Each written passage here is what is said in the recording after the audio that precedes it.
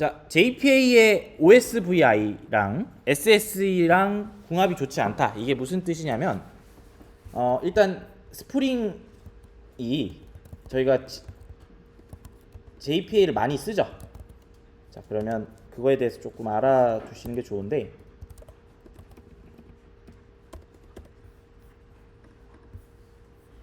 자, 그림을 좀 그리면서 할게요. 자, 최초의 사용자가 요청을 보내겠죠. 클라이언트가 요청을 보내고 이제 서버가 있을 거예요. 자, 그리고 DB가 있어야겠죠. 네. 자, DB가 있고 DB가 있고, 자, 이게 스프링 서버예요. 자, 이거 그냥 S라고 할게요. 그리고 이게 클라이언트예요. 자, 그러면 뭐 이제 서버에는 MVC 패턴을 이용해서 뭐 뷰도 있고, 뷰도 있고, 여기 안에 계층상 뷰, 서비스, 레포지토리, 뭐 컨트롤러까지 있다고 치면 뷰 C, 컨트롤러, 서비스, 레포지토리 이렇게 있다 가정해 봅시다. 자, 그러면 저희가 클라이언트가 요청을 보내면, 자, 이게 추상화시킨 거라고 생각하시면 돼요. 자, 클라이언트가 요청을 보내면 컨트롤러 최초에 먼저 가겠죠. 자, 컨트롤러 가서, 자, 그러면 이제 서비스랑 이제 레포지토리 타고 다 가서 DB로 연결이 되죠. 자, 그러면 우리가 자동으로, 자, JPA를 쓴다고 치면 항상 그냥 자동으로 뭔가 알아서 되니까 이걸 넘어갔을 수도 있는데, 자, JPA가 DB 쪽, 물리적 DB가 우리가 MySQL을 로컬이던 도커 쪽에 깔아서 이제 쓴다고 치면 얘가 어떻게 돼요?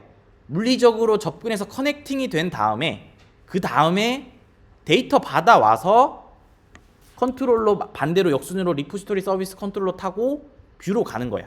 자, 지금 현재 저희는 타임리프 쓰니까 요거 이제 컨트롤러에서 뷰로 컨버팅 그 템플릿 엔진에 의해서 그 타임리프가 그려준 다음에 그 클라이언트 쪽으로 던져주는 그런 형태거든요.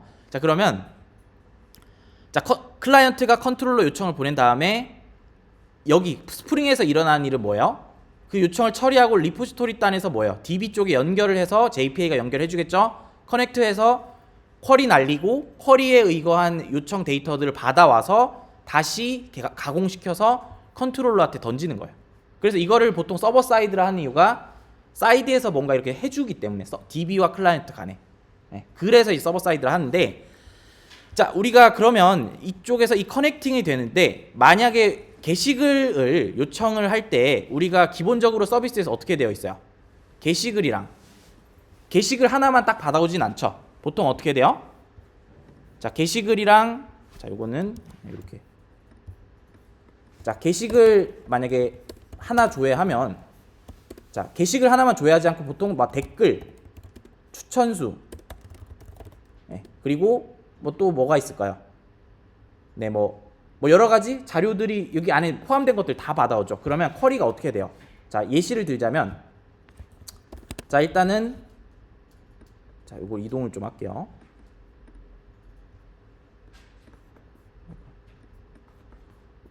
자, 게시글 한 개 조회할 때, 자, 일단은 쿼리가 총 몇 개 날라갈까요? 자,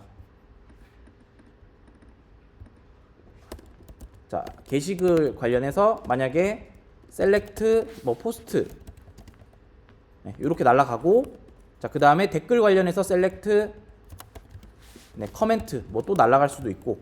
자, 예시입니다. 여러 개의 쿼리가 날라간다 가정해 볼게요.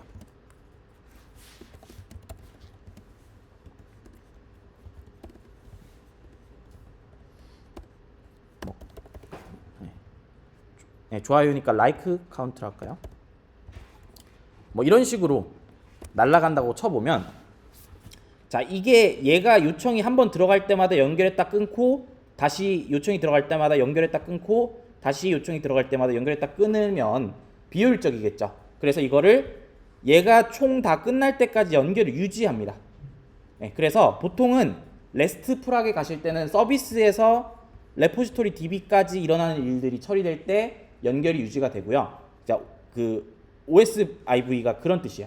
그러니까 세션이 계속 연결이 된다, 이런 뜻이야. 내가 DB에 뭔가 요청을 보내고 받아올 동안 스프링이 연결을 계속 커넥팅을 유지시켜준다, 이렇게 생각하시면 돼요.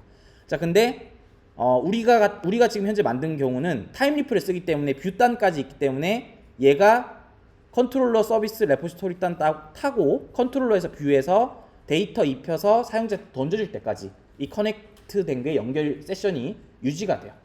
네. 그러니까 말 그대로 백엔드 쪽에서 DB를 뭔가 처리할 동안 이 세션이 계속 켜져 있다는 뜻이야. 그런 뜻으로 일단 이해하셔도 된다. 자, 그래서 자 그러면 이게 연결이 되는 게 기본적으로 트루인 이유가 다 하나씩 끊어져서 나가면 불편하기도 하고 이렇게 계속해서 요청이 들어오는 구조라면 끊어졌다 들어갔다 끊어졌다 들어갔다 하는 구조라면 DB의 커넥트 풀이 고갈될 수가 있습니다. 예, 커넥트 풀이 꽉 차서 더 이상 못 받는 상황도 올 수가 있어요. 예, 그런 건 크리티컬 하겠죠. 자, 그래서 이거를 기본적으로 툴을 하는데 이게 SSE의 치명적인 이유가 SSE 같은 경우는 최초에 이 클라이언트 쪽에 요청이 들어오면 얘 연결을 30초 동안 유지한다고 했죠. 자, 그러면 DB를 그동안 계속 물고 있는 거예요. 네, 이게 이해가 되셔야 돼요. 자, 커넥트가 열려 있는 상태에서 OSIV가 true이면 DB 커넥션 DB 커넥션이 세션이 그 열려 있는 상태로 계속 유지가 되고 있는 거예요. 점유가 계속 되고 있는 거예요. 그 상태를. 원래는 요청이 한번 딱 들어와서 나가면 전체 한 바퀴 요청이 다 끝나면 회수를 하는 게 맞는데 회수가 되지 않고 30초 동안 계속 열려 있는 거예요. 자, 그러면 정말로 그때 커넥션 풀이 다 고갈될 수가 있겠죠. 점유가 계속 되고 있는 상태가 있고 동시에 100명이 채팅을 한다 생각해 보세요. SSE 방식으로. 그러면 한 명이 점유하고 있는 게 30초 동안 유지되고 또 한 명이 또 유지되고 이런 식으로 해서 총 100개의 커넥션이 계속 유지가 돼서 누적이 된다면 100명, 200명, 300명이 된다면 여기 있는 커넥션 풀이 고갈돼서 이후에 들어오는 커넥션이 안 될 수가 있는 거죠. 네, 그런 관점을 이해하시면 좋을 것 같아요. 그래서 SSE를 킬 때는 절대 절대까지는 아니지만 OSIV를 키는 거를 권장하지 않고 끄라고 보통 얘기합니다. 자, 근데 이거를 그러면 어떻게 끄냐? 자, 못 쓰는 게 아니라 끄라고 하는 거예요. 자, OSVI를 못 쓴다 이런 게 아니라 옵션에서 얘를 꺼주는 걸 넣어줘야 된다 이런 뜻입니다. 그래서 저희가 어플리케이션 YML 쪽에 보면 지금 현재는 DB를 넣지는 않았는데 저희 구조에서 자, JPA가 이제 도입되는 버전으로 한다고 가정을 하고 YML 설정을 한번 보면 이런 걸 넣을 수가 있다. 스프링 안에 JPA 오픈인 뷰 벌스를 넣을 수가 있어요. 자, 근데 이렇게 넣으면 어떻게 되겠어요? 모든 오픈인 뷰 그 OSIV가 모두가 꺼지는 거예요.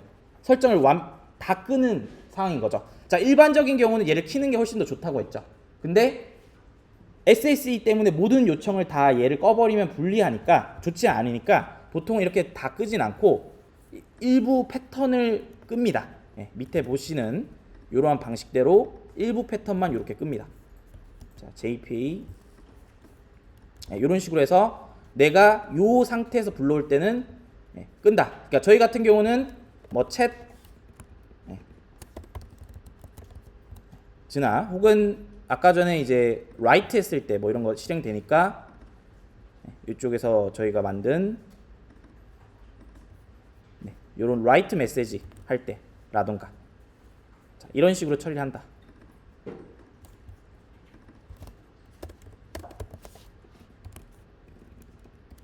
이런 식으로 처리해서 일부 패턴만 끄게 합니다.